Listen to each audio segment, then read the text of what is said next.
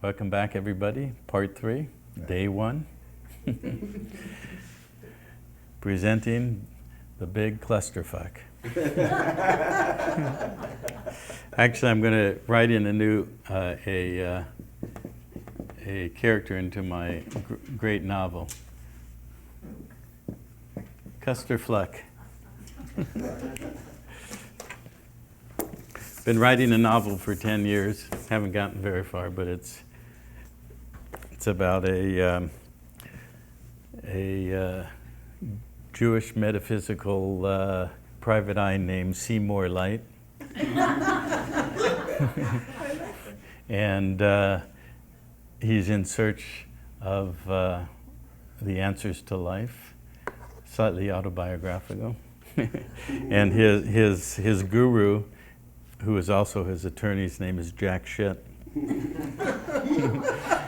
And when he meets Jack Shit, Jack gives him a card that says, "Jack Shit, attorney at law, now you know."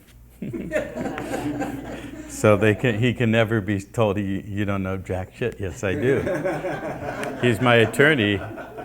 And Jack is the son of a Polish immigrant named Chaim Szytowski, who moved to San Francisco from Poland and shortened his name to I Am Shit. And had 4 children, Jackson, Noel, Bolowicious, and Joy. And so Jackson became Jack Shit, Noel became No Shit, Bolowicious became Bullshit. And once you know Jack Shit and you really get it, you go no shit, then everything becomes bullshit and there's nothing left but joy. That's great. And the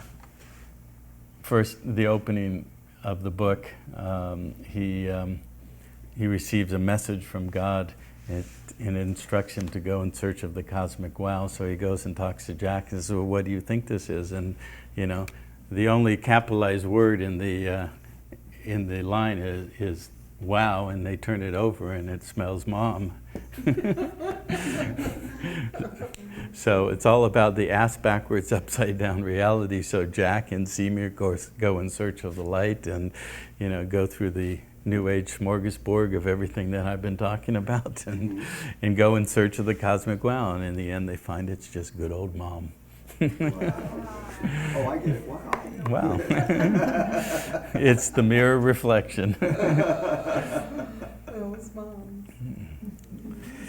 So, but it's handwritten, the message from God, and Jack starts analyzing the handwriting, and he says, well, the way the loops and the open letters are, it's like whoever wrote this has an inferiority complex. Yeah. And Seymour says, you're talking about God. He says, well, maybe the Son wrote it.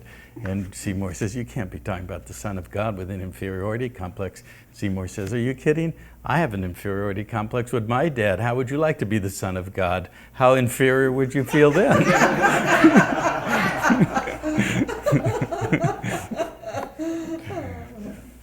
So maybe tomorrow I'll read you a few passages from that. So it seems like we're missing a body. Oh, Carolyn left. Okay, good. She will be back, so we have to fill in a little bit. Okay, very good. Well, the Carolinian line has left us. Oh, Yes. that is most amazing. I would have never thought about that parallel. Mhm. Significance of it. It's just incredible. So they put all these clues out in the open, It's all the esoteric. Of course, the master one is the 2 pillars. Of course, Tolkien tapped into that with the twin towers, and the good wizard and the black wizard.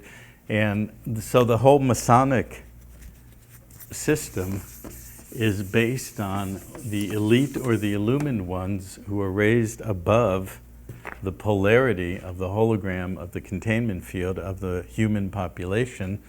They're neither good nor bad, black nor white. They play both, okay? That's why all the temples, the Masonic temples, a lot of the churches, a lot of the political buildings, they have black and white checkered floors, okay? Because they're taught, and if you look at what's called I forget exactly what it's called, a Masonic scribing board or learning board, whatever, different graphic imagery representations of the different rites and degrees in the Masonic system that they all have, you know, the floors have black and white, checkered, because they're playing black against white. You know, so as those of you who were here last time when I gave my little 1-hour talk, remember that I described that the Bible tells you right there that this is a disinformation system that's going to entrap and entrain the mind to polarize and see everything through the polarity of good and bad or good and evil.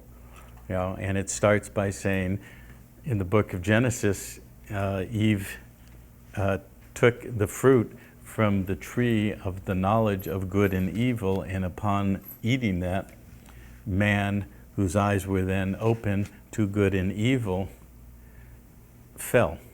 Okay? And then the book goes on to be basically an entire tome of the knowledge of good and evil. That's what the Bible is. It's the knowledge of good and evil. So it's telling you right in the beginning, this is the fruit of the knowledge of the forbidden tree, the knowledge of good and evil. Now eat it, and you will become trapped in the polarity of your mind, always seeing good and evil. You know, and then out of that, because we're the creator, we created God, we created the devil, and the dance of polarity ever since. Okay, and you can see it going on all the time. In every instance, in every institution that we collectively as a human race have created on this planet. It's the polarization, it's the projection of the enemy outside of ourselves. There is always an enemy. It's always somebody else. And if there's an enemy, that means I am a victim, and therefore I'm subjugated to my own creation of polarization between good and evil, or the enemy and my tribe versus the enemy's tribe, and so forth. And who was your friend today becomes your enemy tomorrow, or your enemy today becomes your friend tomorrow. You know, it's always the dance. And the master manipulators who play the black and the white checkerboard just move it around, you know, with a long-term strategy of ending up with the template of the New World Order to deliver when he shows up. Mr. Anu.